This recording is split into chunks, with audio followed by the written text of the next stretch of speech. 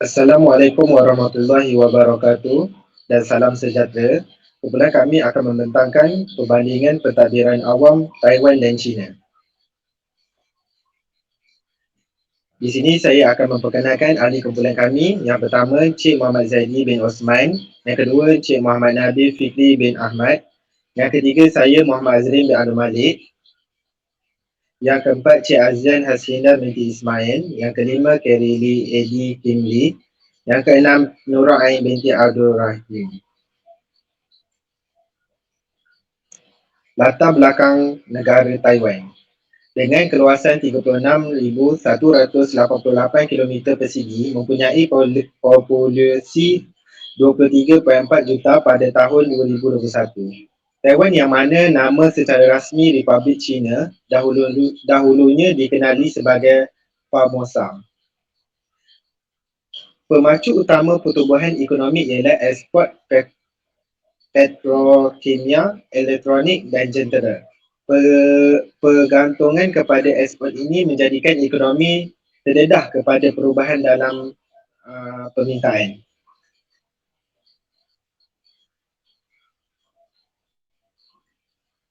Taiwan telah dikecualikan daripada banyak perjanjian perdagangan bebas yang diuruskan di Asia Timur, iaitu pengecualian ialah Perjanjian Rangka Kerjasama Ekonomi ECFA yang ditangani dengan China pada tahun 2010.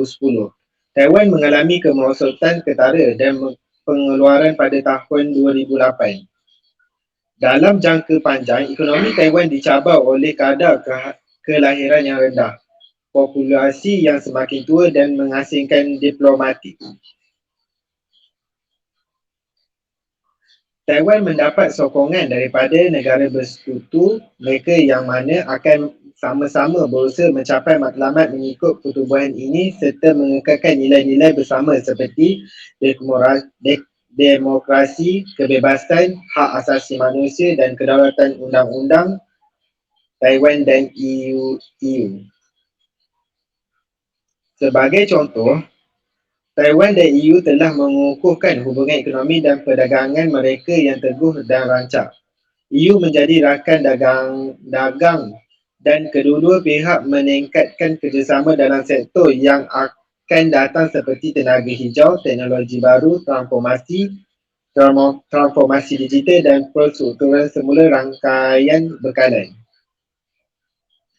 Menurut Sibul, tahun 2001, Taiwan dan EU juga meluaskan kerjasama dalam bidang hak asasi manusia.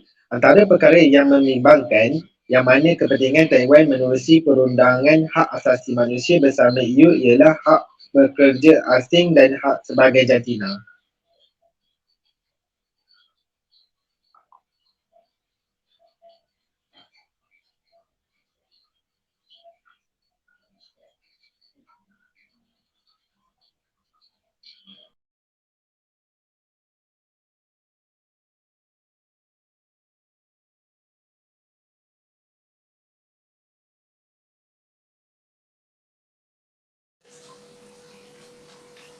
Fokus kepada sistem pentadbiran Taiwan.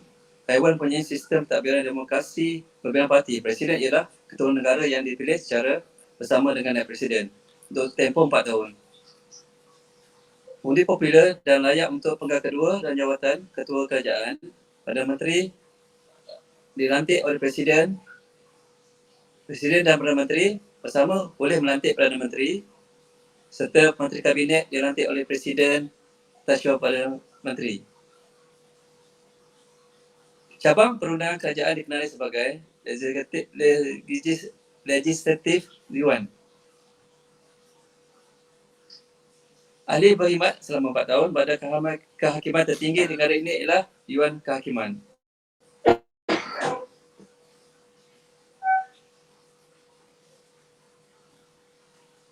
Isu penting yang menjejaskan negara. Yang pertama, pembaharuan antaranya adalah pembaharuan politik, ekonomi serta kebimbangan global. Pertama, pembaharuan politik.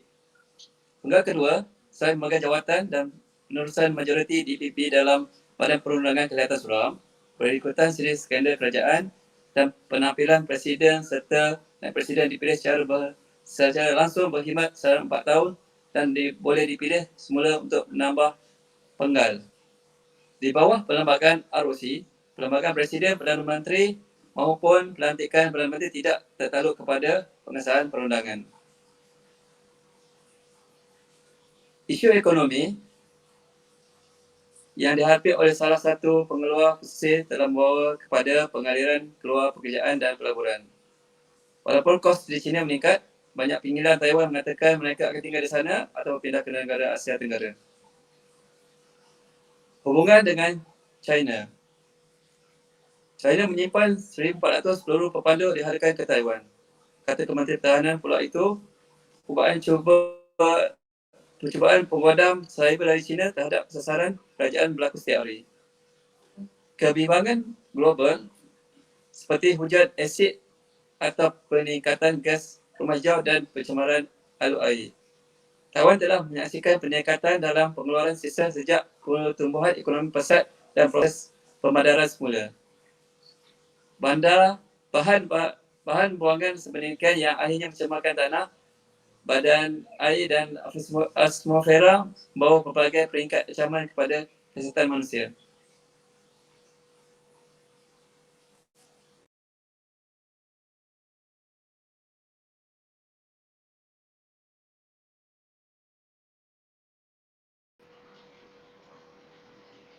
Latar belakang negara China. China adalah salah satu daripada 4 negara tamadun terawal di dunia dengan Sungai Kuning dan Sungai Yangtze sebagai tapak dan buayanya. Pada masa ini, China ditadbir oleh Parti Komunis China yang ditubuhkan pada 1921. Ia mempunyai 22 wilayah, 5 wilayah autonomi, 4 majlis pembandaran dikawal secara langsung iaitu Beijing, Tianjin, Shanghai dan Chongqing, dan 2 wilayah pentadbiran khas Hong Kong dan Macau. Namun begitu, pelabur besar-besaran dalam infrastruktur berterusan seperti yang dibuktikan oleh inisiatif Belt and Road, strategi pembangunan infrastruktur global yang meluas ke hampir 70 negara, ia telah diterima pakai oleh kerajaan China pada 2013 untuk membina rangkaian perdagangan global berpusat China. China sedang memupuk pemacu pertumbuhan baharu dalam banyak bidang seperti AI dan bandar pintar, pembuatan IoT, biologi dan bahan termaju. China kini merupakan negara berpendapatan sederhana atas yang mana amat penting bagi masa hadapan. Hal ini adalah bahawa untuk pembasmian kemiskinan bertukar kepada usaha untuk menyelesaikan kelemahan yang dialami oleh individu yang dianggap miskin mengikut ketetapan negara bagi kategori yang mempunyai pendapatan sederhana, terutama individu yang menetap di kawasan bandar. Pembuatan intensif sumber, ekspor dan buruh bergaji rendah sebahagian besar merupakan pertumbuhan China yang tinggi di mana akan membawa kepada ketidakseimbangan ekonomi, sosial dan alam sekitar. Pada musim bunga tahun 2000, China cuba menjadi ahli pertubuhan perdagangan dunia WTO, Dewan Perwakilan Amerika Syarikat baru sahaja meluluskan menormalkan hubungan perdagangan dengan China.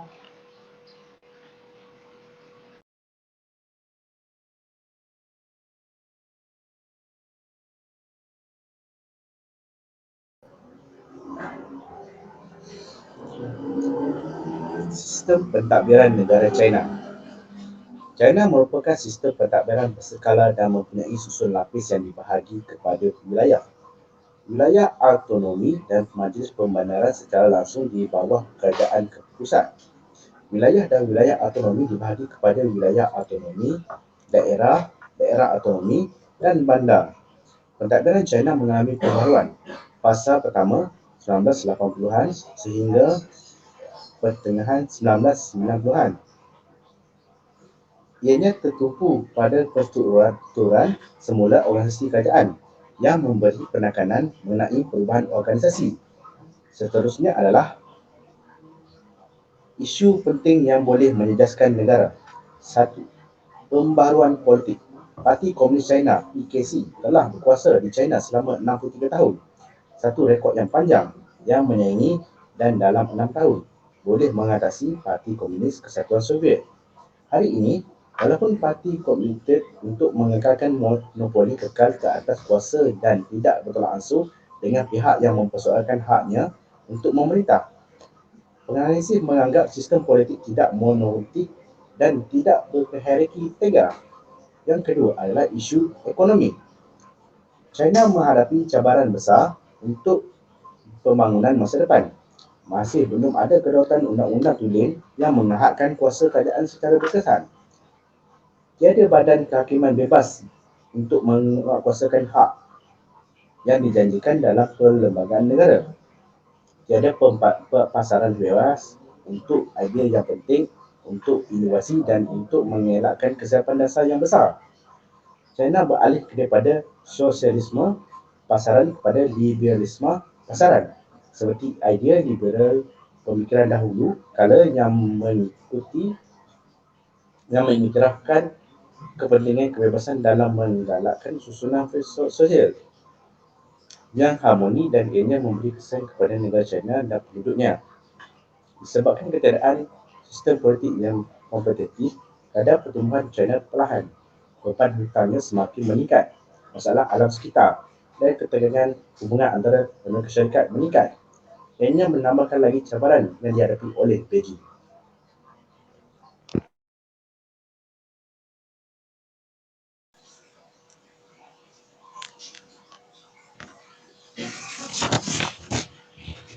Perbandingan antara Taiwan dan China. China dan Taiwan pernah menjadi sebahagian daripada negara yang sama. Selepas Perang Dunia II tamat, adegan politik China terpecah antara dua lawan utama. Di satu pihak, terdapat gerila komunis yang dikuasai oleh Mao Zedong, manakala di pihak lain terdapat orang yang diketuai oleh Chiang Kai-shek. Golongan liberal dihadkan kepada sebuah pulau kecil yang berdekatan dengan China yang dipanggil Pulau Taiwan. Oleh itu, perbezaan antara China dan Taiwan adalah kajian kes yang sempurna untuk komunisme dan kapitalisme. Walau bagaimanapun, ia juga perlu diakui bahawa China tidak kekal sebagai komunis. Selepas 1990-an, tanah besar China juga telah mengikuti pasaran bebas yang telah membawa kepada pertumbuhan ekonomi yang berleluasa. Ini kerana saiz ekonomi mereka sangat berbeza. Perbezaan antara China dan Taiwan ialah tanah besar China adalah rumah kepada 1.2 bilion orang, manakala Taiwan adalah rumah kepada hanya 23 juta orang. Bagi saiz dan populasi di China adalah 50 kali lebih besar jika dibandingkan dengan negara kecil Taiwan.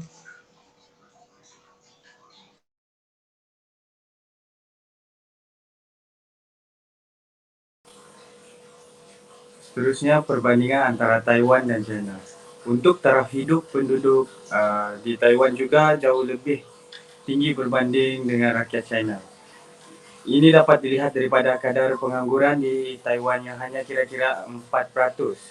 Manakala di China mempunyai masalah pengangguran dan kadarnya kini berlegar sekitar 15% di sana. Oleh itu, orang Taiwan mempunyai akses yang lebih baik kepada infrastruktur dan penjagaan kesihatan berbanding rakan sejawat mereka dari China. Untuk kadar kematian bayi di China adalah 4 kali lebih tinggi daripada di Taiwan. Namun orang di Taiwan juga cenderung untuk hidup 5 tahun lebih lama daripada rakan sejawat Cina mereka. Selain itu, Taiwan juga mempunyai tahap ketidaksamaan kekayaan yang jauh lebih rendah berbanding dengan China.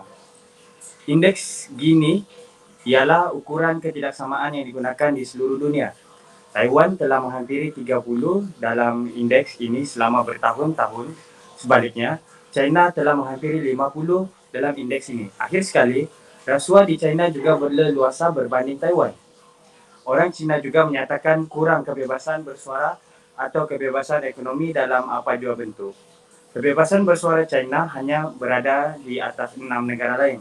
Oleh itu, setakat dunia maju dianggap, China sama sekali tidak memberikan hak kepada rakyatnya. Sekian saja pemandangan daripada kumpulan kami. Sekian dan terima kasih.